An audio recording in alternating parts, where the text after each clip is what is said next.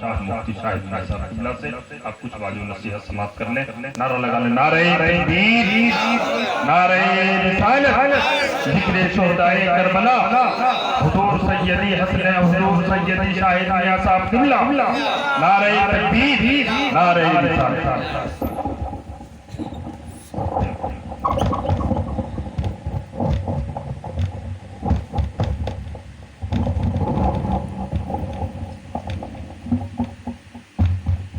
احمد مصطفیٰ محمد مصطفیٰ صلی اللہ تعالی علیہ وسلم کی بارگاہ میں نذرانہ درود پیش کرنے کی سعادت حاصل کریں.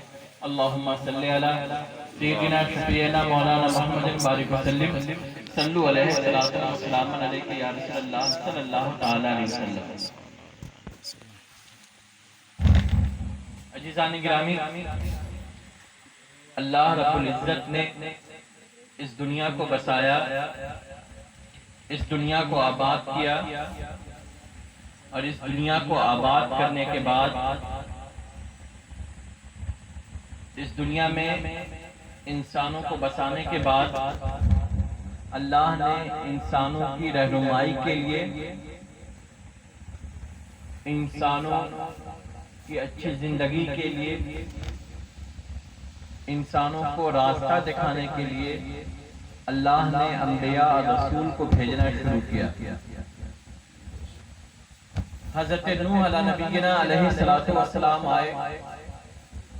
حضرت نوح علیہ نبینا علیہ السلام 950 سال تک اس زمین پر آپ نے تبلیغ کیا، اور اس تبلیغ کے نتیجے میں آپ پر صرف 80 لوگ ایمان لائے. حضرت نوح علیہ نبینا علیہ السلام نے اللہ کی بارگاہ میں عرض کیا کہ اے پروردگار، میں نے رات اور دن تیری طرف لوگوں کو بلایا، تیرے دین کی دعوت دی، تیرا پہچان کرایا، تیرے احکام اور اصول پر عمل کرنے کے لیے کہا، لیکن جتنا میں انہیں تبلیغ کرتا رہا، جتنا میں ان سے ہدایت کی باتیں کرتا رہا، وہ لوگ دور ہوتے رہے. جب نوح علیہ نبینا علیہ السلام نے یہ پروردگار کی بارگاہ میں عرض کیا تو پروردگار نے ایک سیلاب بھیجا، اور اس سیلاب میں سارے کے سارے لوگ ڈبو دیے گئے. صرف وہی بچ گئے جو حضرت نوح علیہ نبینا علیہ السلام پر ایمان لائے تھے.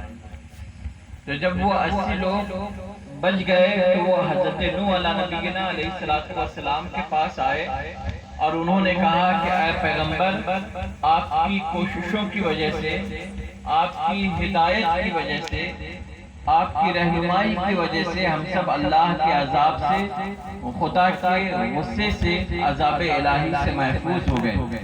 ہم چاہتے ہیں کہ کچھ ہدیہ اور کچھ نذرانہ آپ کی بارگاہ میں پیش کریں. جب ان لوگوں نے ہدیہ پیش کیا تو حضرت نوح علیہ نبینا علیہ السلام نے پروردگار کی بارگاہ میں عرض کیا کہ اے پروردگار، میری یہ امت مجھے نذرانہ دے رہی ہے، ہدیہ دے رہی ہے. تو اللہ تبارک و تعالیٰ نے کہا کہ آپ ان سے کہہ دیں کہ میں نے جو تمہیں ہدایت دی ہے، میں نے جو تمہاری رہنمائی کی ہے، اس کے بدلے میں تم سے کوئی پیسہ، کوئی مزدوری نہیں لے سکتا. ہاں، اگر تم دینا ہے کوئی پیسہ اور کوئی مزدوری نہیں لے سکتا. ان اجری الا علی رب العالمین، میرے کام کی مزدوری اور میرے کام کا صلہ اللہ دینے والا ہے.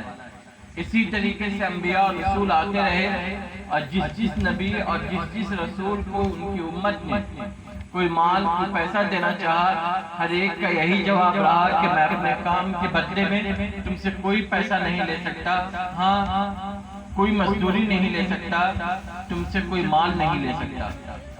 نبی کائنات احمد مصطفیٰ محمد مصطفیٰ صلی اللہ تعالی علیہ وسلم کا زمانہ آیا تو نبی کائنات صلی اللہ تعالی علیہ وسلم مکے سے مدینہ گئے. مدینہ جب آپ گئے تو مدینے میں آپ کے مکان پر لوگ دور دراز سے آتے، قیام کرتے، ٹھہرتے، آپ سے دین کی باتیں سیکھتے. تو جتنے لوگ نبی کائنات صلی اللہ تعالی علیہ وسلم کے مکان پر ٹھہرتے، ان کے رہنے اور کھانے کا انتظام نبی کائنات صلی اللہ تعالی علیہ وسلم خود کرتے. تو مدینے کے صحابہ نے جب دیکھا کہ نبی یہ کائنات صلی اللہ تعالیٰ علیہ وسلم کا خرچ بڑھا ہوا ہے تو وہ لوگ کچھ مال لے کر کے نبی یہ کائنات کی بارگاہ میں گئے کہ اے پیغمبر خدا صلی اللہ تعالیٰ علیہ وسلم آپ یہ چیزیں قبول کر لیں۔ نبی یہ کائنات صلی اللہ تعالیٰ علیہ وسلم اللہ کی بارگاہ میں عرض کرتے ہیں کہ اے پروردگار میری امت مجھے ہدیہ اور تحفہ دے رہی ہے، تو اللہ تعالیٰ نے کہا کہ آپ ان سے کہہ دیں لا اسألکم علیہ اجرا، کہ میں نے جو تمہیں ہدایت دی ہے، میں نے جو تمہاری رہنمائی کی ہے، میں نے جو تمہیں ایک اچھی زندگی جینے کا سبق دیا ہے، میں نے جو تمہیں اندھیرے سے نکال کر کے روشنی میں لایا ہے، میں نے جو تمہارے درمیان کتاب قرآن مقدس پیش کی ہے، میں نے تمہیں ہدایت دینے کے لیے جتنی تکلیفیں برداشت کی ہیں، ان تمام چیزوں کے بدلے میں تم سے کوئی محنتانہ نہیں لے سکتا، کوئی مال نہیں لے سکتا، کوئی مزدوری نہیں لے سکتا۔ تو صحابہ کرام نے کہا یا رسول اللہ ہم یہ مال اس لیے لائے ہیں تاکہ آپ قبول کر لیں، تو ہم اپنی قسمت پر ناز کریں، ہم اپنے اوپر فخر کریں کہ رسول خدا صلی اللہ علیہ وسلم نے ہمارے مال کو قبول کیا ہے۔ اللہ نبی کائنات صلی اللہ تعالیٰ علیہ وسلم اللہ کی بارگاہ میں عرض کرتے ہیں کہ اے پروردگار میری امت یہ کہہ رہی ہے، تو اللہ تعالیٰ نے کہا کہ آپ ان سے کہہ دیں لا اسألکم علیہ اجرا، میں نے جو کام کیا ہے اس کے بدلے میں تم سے کوئی مزدوری نہیں لے سکتا، ہاں اگر تم خواہش مند ہو، تمہارے اندر شوق ہے، تم آرزو مند ہو کہ تم نبی کائنات صلی اللہ تعالیٰ علیہ وسلم کی بارگاہ میں تحفے اور ہدیے پیش کرو کہ الا المودۃ فی القربہ، میرے گھر والوں کو میں جسے چاہتا ہوں، جو مجھے محبوب ہیں، جو مجھے پیارے ہیں اور جو مجھے لاڈلے ہیں، ان سے محبت کرو، ان سے الفت رکھو، ان سے محبت کرنا اور ان سے الفت کرنا یہی تمہارا میرے لیے ہدیہ ہوگا، یہی تمہارا میرے لیے تحفہ ہوگا اور یہی تمہاری طرف سے میرے لیے نذرانہ ہوگا۔ جب نبی کائنات صلی اللہ تعالیٰ علیہ وسلم نے یہ کہا تو یہاں پر اللہ تبارک و تعالیٰ نے جو لفظ استعمال کیا ہے وہ لفظ استعمال کیا ہے الا المودۃ فی القربہ، کہ نبی کے قریبیوں سے محبت کرو۔ تو یہاں پر اللہ نے محبت کا لفظ استعمال نہیں کیا ہے، مودت کا لفظ استعمال کیا ہے۔ تو مودت اور محبت میں فرق یہ ہے کہ محبت کا مطلب یہ ہوتا ہے کہ دو لوگ جو ایک دوسرے کو چاہ رہے ہیں، ایک دوسرے سے پیار کر رہے ہیں، وہ دو لوگ ایک دوسرے سے الگ ہو جائیں تو وہ زندہ ہی، وہ اپنی اپنی جگہ پر زندہ رہیں۔ جیسے ماں بیٹی میں پیار ہوتا ہے، بھائی بھائی میں پیار ہوتا ہے، باپ بیٹے میں پیار ہوتا ہے، ایک رشتہ دار دوسرے رشتہ دار سے پیار کرتا ہے، تو یہ لوگ جب ایک دوسرے سے الگ ہوتے ہیں تو الگ ہونے کے بعد ایسا نہیں ہوتا ہے کہ وہ مر جاتے ہیں یا ختم ہو جاتے ہیں، بلکہ سب اپنی اپنی جگہ پر زندہ رہتے ہیں، محفوظ رہتے ہیں۔ اب مودت کا مطلب یہ ہوتا ہے کہ دو لوگ، دو چیزیں ہوں، دو چیزوں کے درمیان ایسا تعلق ہو، ایسا رشتہ ہو کہ اگر ان دونوں کے وہ رشتہ ختم ہو جائے تو وہ چیزیں زندہ ہی نہ رہ پائیں۔ جیسے مچھلی اور پانی ہے، مچھلی اور پانی کے درمیان جو تعلق ہے کہ اگر مچھلی کو پانی سے نکال دیا جائے تو مچھلی زندہ ہی نہیں رہے گی، وہ مر جائے گی۔ اسی طریقے سے شمع اور پروانہ ہے کہ اگر پروانے کو شمع سے دور کر دیا جائے تو پروانہ زندہ ہی نہیں رہے گا، وہ مر جائے گا۔ تو جب دو چیزوں کے درمیان اس طرح کا تعلق ہو جائے کہ اگر دونوں کو ایک دوسرے سے الگ کر دیا جائے تو وہ زندہ ہی نہ رہ پائیں، تو ایسی محبت کو مودت سے تعبیر کیا جاتا ہے، ایسی محبت کو مودت کہا جاتا ہے۔ تو اللہ تعالیٰ نے کہا ہے کہ نبی کے گھر والوں سے محبت کرو، نبی کے قریبیوں سے محبت کرو، نبی کے آنکھوں کی تاروں سے محبت کرو، نبی کائنات صلی اللہ تعالیٰ علیہ وسلم جسے چاہتے ہیں ان سے محبت کرو، اور یہ محبت عام سی محبت نہ ہو، یہ محبت معمولی سی محبت نہ ہو، بلکہ یہ محبت اور یہ رشتہ اتنا گہرا ہو کہ اگر خدا نخواستہ نبی کے چہیتوں کی محبت تمہارے دل سے نکل جائے، نبی کے لاڈلوں کی محبت اگر جسم سے نکل جائے تو پھر زندگی زندگی نہ رہے، بلکہ زندگی موت سی لگنے لگے. انسان بستر پر تو آئے لیکن اسے چین نہ ملے, اسے زندگی جینے میں مزہ نہ آئے, اسے کوئی چاشنی نہ ملے, اس کی زندگی اس کے لیے دوبھر ہو جائے, بے چینی محسوس ہونے لگے. اگر نبی کے پیاروں کی محبت دل سے نکل جائے تو انسان کو زندگی نہ لگے, موت لگنے لگے. تو اتنی گہری محبت, اتنا گہرا رشتہ اور اتنا گہرا تعلق پیدا کرنے کے لیے اللہ تبارک و تعالیٰ نے کہا ہے. اور جب نبی کائنات صلی اللہ تعالیٰ علیہ وسلم نے کہا کہ میرے قریبیوں سے محبت کرو, تو صحابہ نے نبی کے کائنات صلی اللہ تعالیٰ علیہ وسلم سے عرض کیا کہ یا رسول اللہ, آپ کے قریبی کون لوگ ہیں, آپ کے چہیتے کون لوگ ہیں؟ تو نبی کائنات صلی اللہ تعالیٰ علیہ وسلم نے فرمایا حسن ہیں, حسین ہیں, علی ہیں, فاطمہ ہیں. یہ وہ لوگ ہیں جن سے میں پیار کرتا ہوں, یہ وہ لوگ ہیں جنہیں میں چاہتا ہوں. آپ دیکھیں گے اللہ تعالیٰ نبی کائنات صلی اللہ تعالیٰ علیہ وسلم نے انہیں اپنا پیارا, اپنا لاڈلا اور اپنا چہیتا کہا ہے. یہ نبی کائنات نے یوں ہی نہیں کہا ہے, بلکہ یہ سب کی سب عظیم ہستیاں ہیں.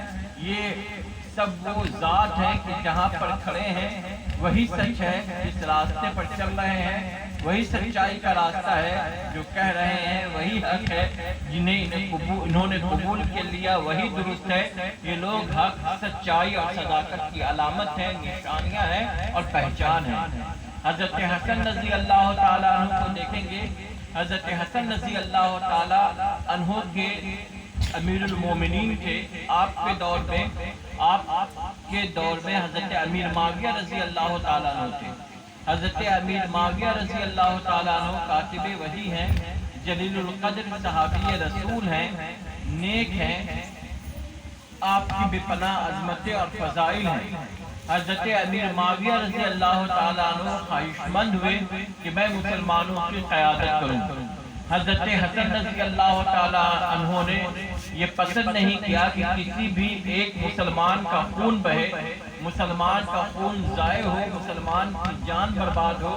حضرت حسن رضی اللہ تعالیٰ عنہ نے خلافت, مسلمانوں کی ذمہ داری اور قیادت کا کام حضرت امیر معاویہ رضی اللہ تعالیٰ عنہ کے حوالے کر دیا. تو حضرت حسن رضی اللہ تعالیٰ عنہ کے سامنے جب ایک نیک, پاک باز, پرہیزگار اور متقی شخصیت تھی, تو حضرت حسن رضی اللہ تعالیٰ عنہ نے مسلمانوں کی قیادت ان کے حوالے کر دیا. حضرت حسین رضی اللہ تعالیٰ عنہ کا جب زمانہ آیا, حضرت حسین رضی اللہ تعالیٰ عنہ کے زمانے میں یزید تھا.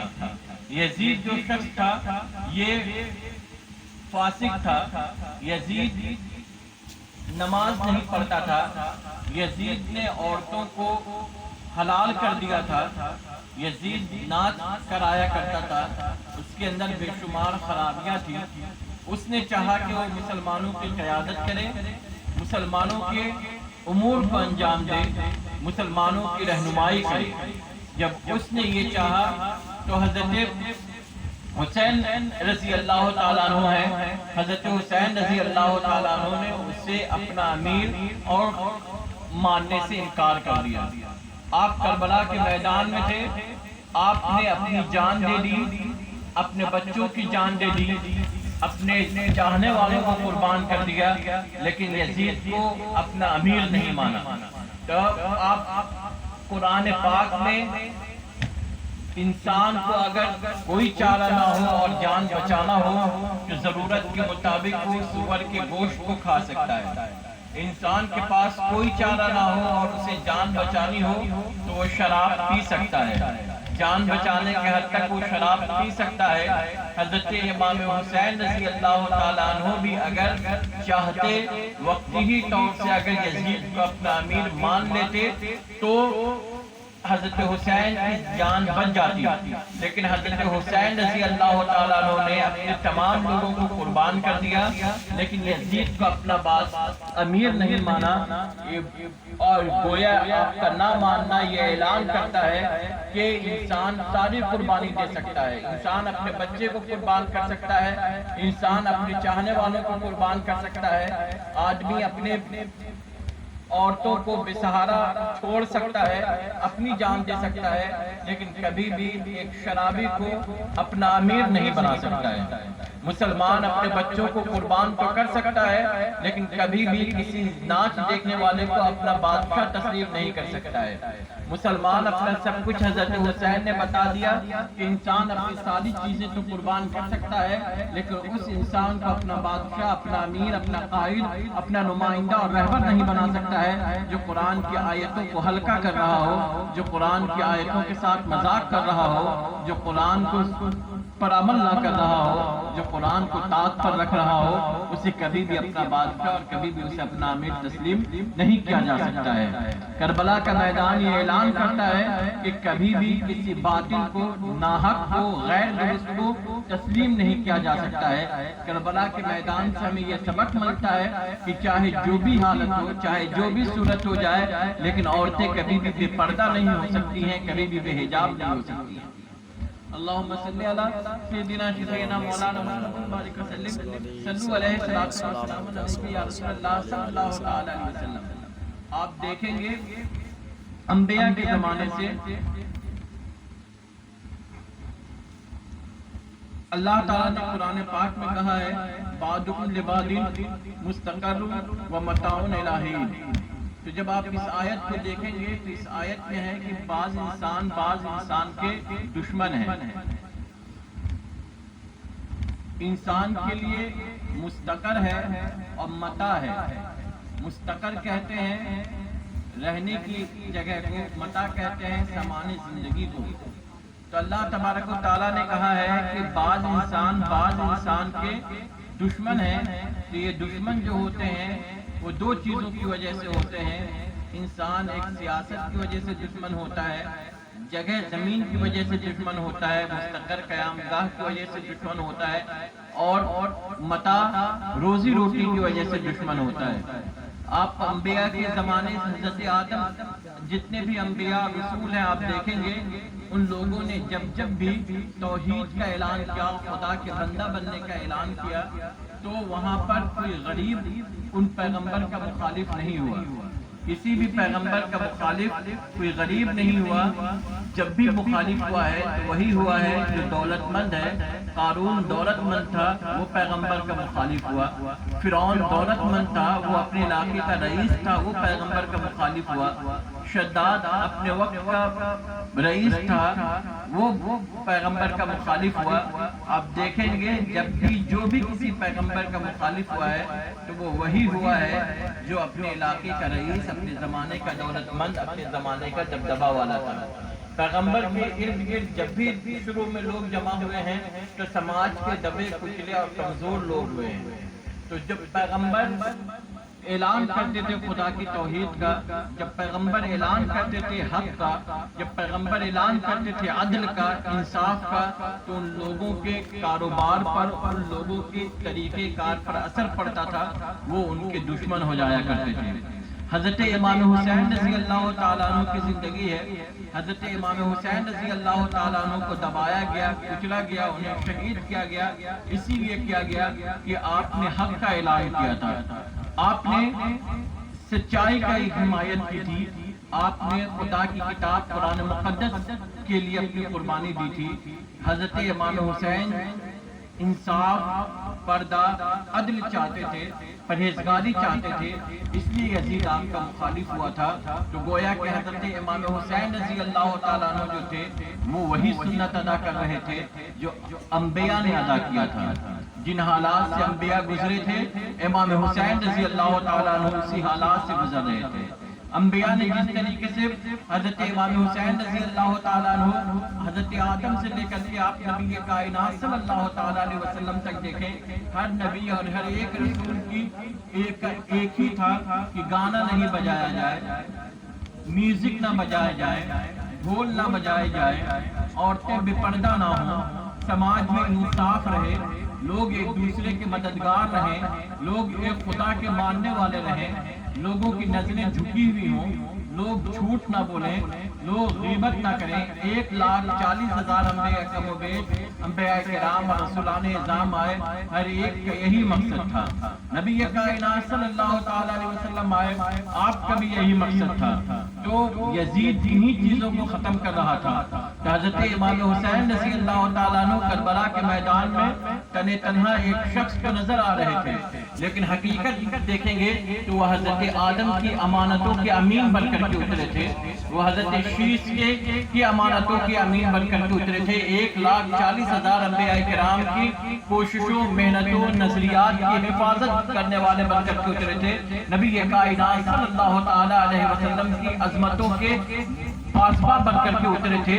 1,40,000 सहाबा किराम की कोशिशों, कुर्बानियों के मुहाफिज और निगहबान बनकर के उतरे थे। हजरत इमाम हुसैन करबला में अपना सब कुछ इसीलिए कुर्बान कर रहे थे कि जिस दिन से ये दुनिया बनी थी उस दिन से लेकर के हजरत इमाम हुसैन तक जितने लोगों ने पाकीज़गी के लिए कुर्बानी दी थी, उस पाकीज़गी को पाकीज़ा रहने के लिए, उस पाकीज़गी को अपने मकाम पर रहने के लिए हजरत इमाम हुसैन ने अपनी कुर्बानी दी थी। इसीलिए हजरत इमाम हुसैन आज भी जिंदा है और हमेशा जिंदा रहेंगे, इसलिए कि उन्होंने अल्लाह के लिए कुर्बानी दी थी, नबी ये कायनात के लिए कुर्बानी दी थी, कुरान के लिए कुर्बानी दी थी। तो जिसके लिए कुर्बानी दी वो हमेशा हमेशा के लिए है, जावेद है। तो जो कुर्बानी जिसने दिया है वो कैसे खत्म हो सकता है? जब अल्लाह वाला कोई हो जाता है तो जिंदगी हमेशा की जिंदगी हो जाती है। तो हजरत हुसैन ने तो उस अल्लाह वाले की जिंदगी के कारनामों को बचाने के लिए कुर्बानी दी थी। तो हजरत हुसैन कैसे मिट सकते थे? वो कभी भी नहीं मिट सकते हैं। ये जमीन का रेशा रेशा हजरत हुसैन की अजमतों की गवाही देगा, आसमान का रंग हजरत हुसैन की कुर्बानियों की गवाही देगा। सुबह क़यामत तक हजरत हुसैन की कुर्बानी का खुतबा और हजरत हुसैन की अजमतों का तराना, हजरत हुसैन की खून का नगमा पढ़ा जाता रहेगा। अस्सलामु अलैकुम व रहमतुल्लाहि व बरकातुहू।